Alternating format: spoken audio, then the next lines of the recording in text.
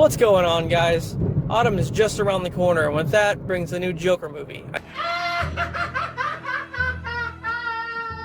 I know a lot of you are excited about Joaquin Phoenix bringing this villain to life and what he's going to bring to the table as the Joker. I, for one, can't wait to see his take on the character. With many different actors portraying Joker over the years, I think Jared Leto's was probably the least favorite. A lot of people love Jack Nicholson because he's classic, and a lot of people don't really seem to mind Heath Ledger, calling it a legendary performance. He did posthumously win an Oscar for the role. I mean, Cesar Romero was cool too, but that was the 1960s one, and, you know, exactly.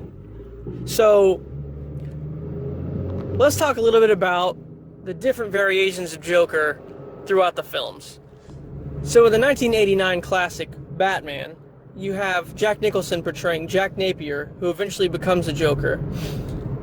He's a mobster that gets dropped into a vat of chemicals by Batman, and then dons the moniker of the Joker, having his skin dyed white and his lips twisted into a grin. He battles Batman throughout the film using various props and different kinds of fuckery, ultimately ending with a final battle in a church. As he goes to escape, Batman hooks his leg to a statue with a batarang, causing the Joker to fall to his death. A lot of people like this ending, but a lot of people didn't, only because he killed the Joker off in one movie, and a lot of people would like to see him continue on through the films. Moving on to 2008, we get another look at the Joker with Heath Ledger in 2008's The Dark Knight, a sequel to Batman Begins. I feel like Heath Ledger's performance in itself was very, very good. In this one, the Joker's origin is very mysterious. He keeps giving different people different stories, and we don't know which one to believe.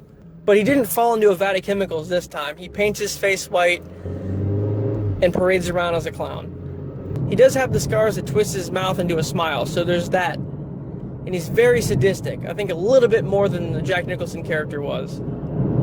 He does the same thing, following Batman around Gotham, committing fuckery, a lot more heinously though in this one, and then ultimately ending with a battle on a skyscraper where he almost falls to his death, but Batman yet again hooks his foot with a batarang and leaves him hanging for the police.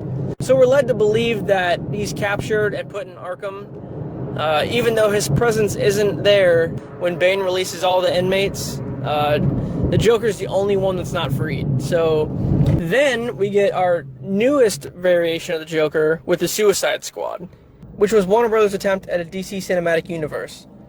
It didn't get good reviews overall. It was very overhyped. In this one, we're led to believe that he fell into chemicals as well.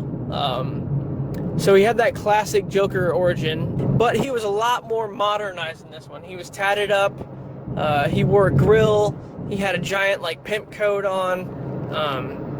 So it was, I don't know if it was more modernized or what the scenario there was, but he was more of a gangster than he was sadistic. He wasn't very crazy in this one, I don't think.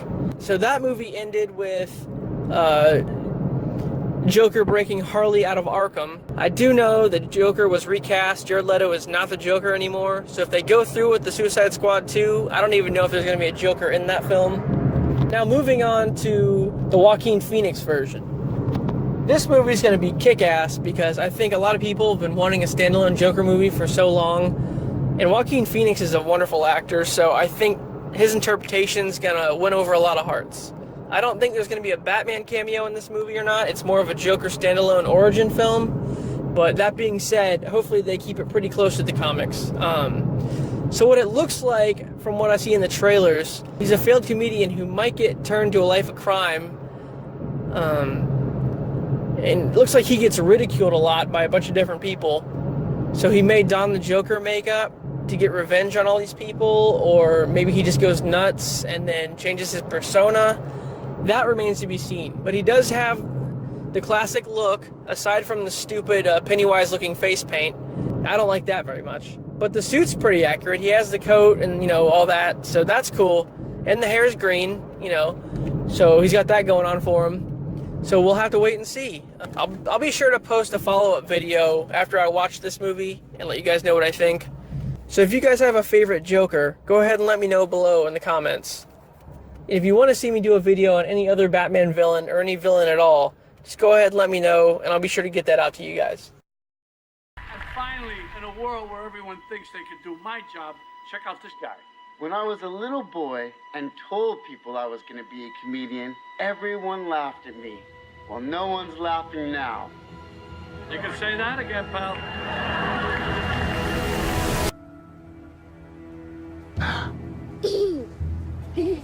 Can you please stop bothering my kid? Sorry.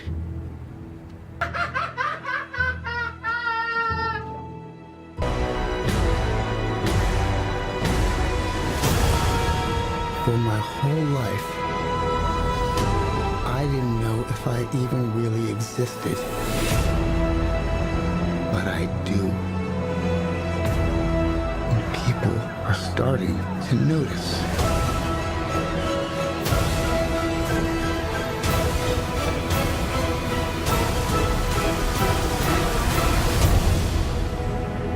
Send in the clown.